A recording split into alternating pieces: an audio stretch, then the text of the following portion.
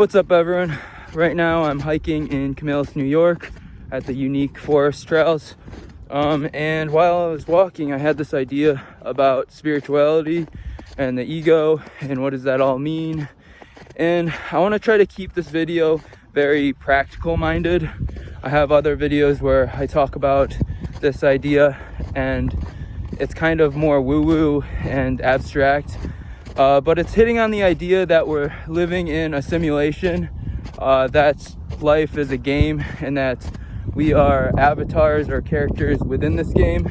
And there's some force, whether it's God, universal consciousness, the self, whatever the spiritual gurus name this godly force. But this force is controlling all of us. It's controlling all the characters within this game. It's controlling me right now, taking this video. Controlling you. But every so often when we get caught up in this game and we get all stressed out and our emotions get to us, the ego takes over.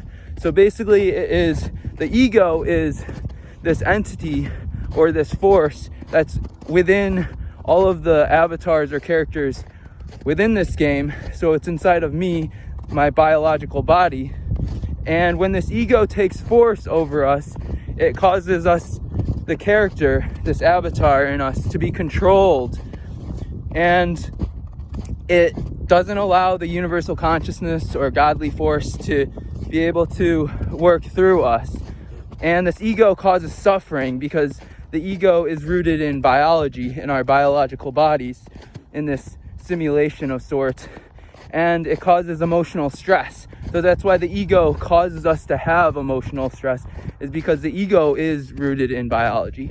But when we learn to let go of this ego, we're able to allow the universal consciousness or godly force to work through us, to use our biological bodies, this physical body in this physical world, to be controlled.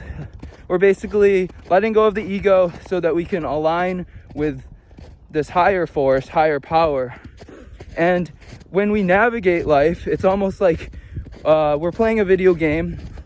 And right now I'm giving this video, so me and my perspective, I'm in a first person point of view talking to the camera right now.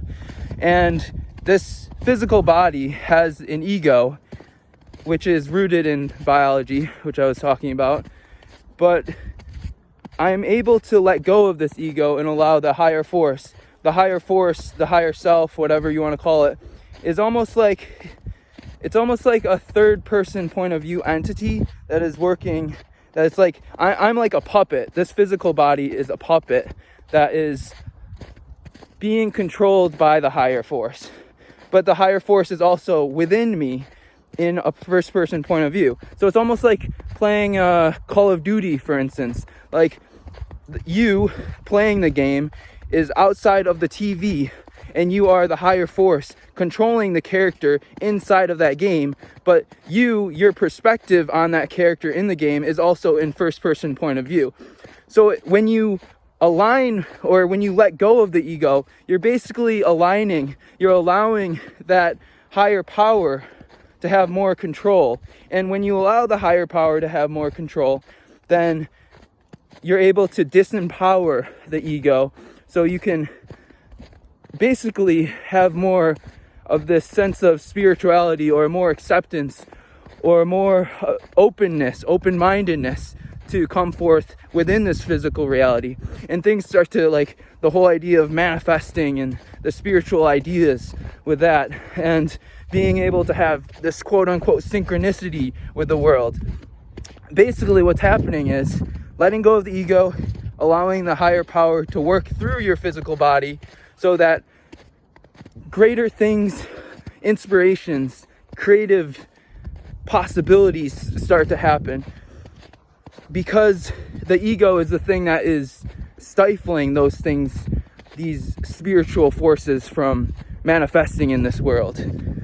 So yeah, interesting concept, just a random inspiration of ideas. But I wanted to document my thoughts, just get them out there so we can maybe start the conversation and delve a little bit deeper into this topic. as far as understanding what spirituality is. So thank you for watching, and I hope everyone has a good day. Peace.